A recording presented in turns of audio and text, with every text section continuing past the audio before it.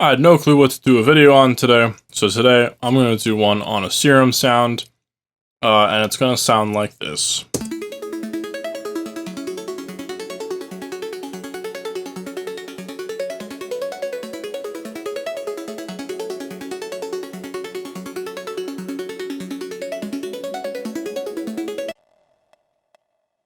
You get the point. So this was made in Serum. There's no post effects, it was all done in Serum.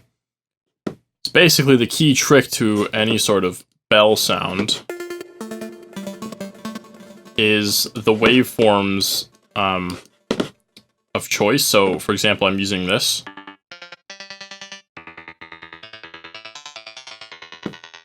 Take this off. So I have this oscillator going to a level, just to give it that pluck. This is found here. This can be made with default Serum. This isn't like based on any sort of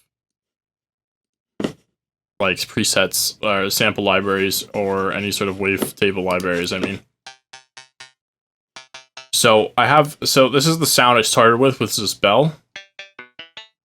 It's not really a bell, but it has like those nice harmonics if you look at the tables here. And they're gonna look like really crazy when you get up here. But they're kind of like lo-fi, sine wavy, sort of. So they stay like clean in practice when you distort them and stuff. And then I have a sine wave, which actually does a ton of the work here. Again, because it's a sine wave. So this one's more of the grit, but this is the really like important one. And you can see it's basically a sine wave with like the odd harmonics taken out, which gives it a very good bell sound. You can also do this through FM, but this is kind of like pre-processed like FM, like pre-thought out. So this is like recorded FM, if anything. You get to the same effect. So that's how that goes. And in this, I have an option to make it hollow, so bell, or muddy, which doesn't work without this one as much, but here we are. So this is more square, less square in here, and that's just because of the bend, which was what I was trying to get at. So this table is found in the Spectral on the bottom, and this second table is found in the vowel, like, 5th one? Yeah.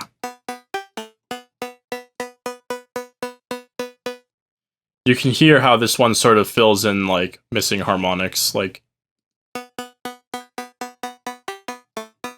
There's kind of a robot sound to it as well, which is good. And then... there's nothing being done except for wavetable modulation. So it's like just completely independent. It's more or less actually based on the bars. Like this. It's based on the bars. It's just a random free flow LFO. It's not triggered to any sort of MIDI. It's just synced to the BPM of the project. And this is for the filter movement.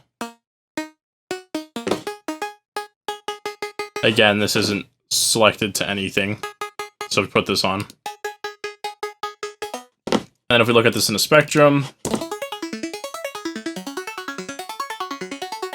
you can see all the harmonics, like tons of harmonics just popping out. Which is very important to get with a bell sound, because it's everywhere. So, essentially that's what I did on this sound here. And then have a phaser with 36 notches, and it's positive, so that way it's not like a bandpass on the sides. And some cutoff movement that's associated with this LFO.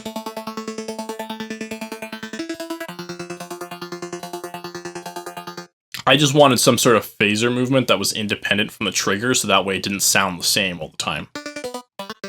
So it goes with the beats of the song, which is fine, because it'll fit nicely with sidechaining and all this. But whenever I introduce notes, it's not, like, dependent on notes. So I can, like, make any sort of modulations here. Or not modulations, sorry, chord changes. And, like, for example, this chord change. Note change. I add a high note in there. And this LFO is completely unaffected. which is good, but this one stays affected by it. So that's good. And then it keeps the randomness going on, so if it was triggered, you don't even hear the phaser anymore.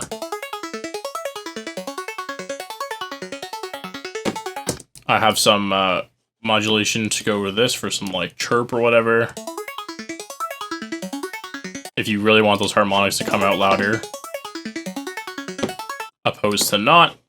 And then there's a soft and hard. And then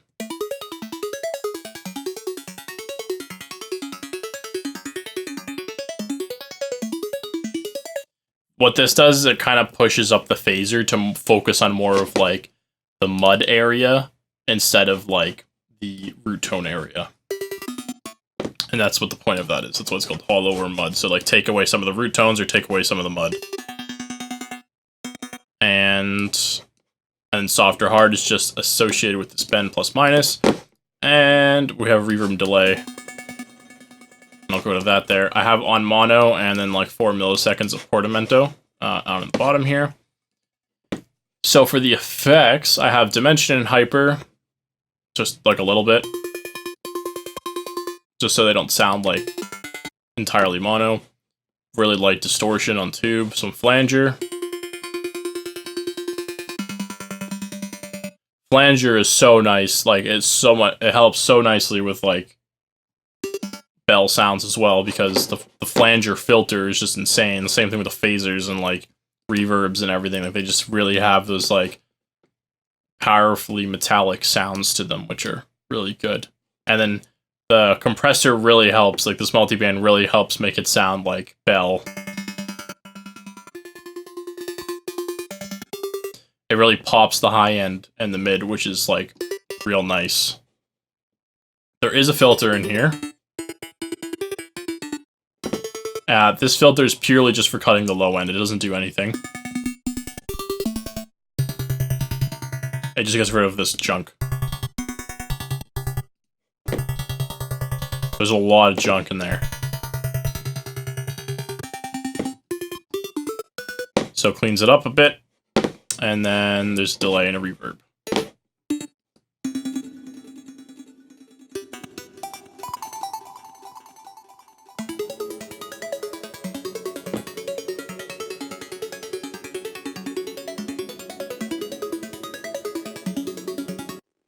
Sorry I didn't do this like entirely from scratch like I usually do in a separate Serum.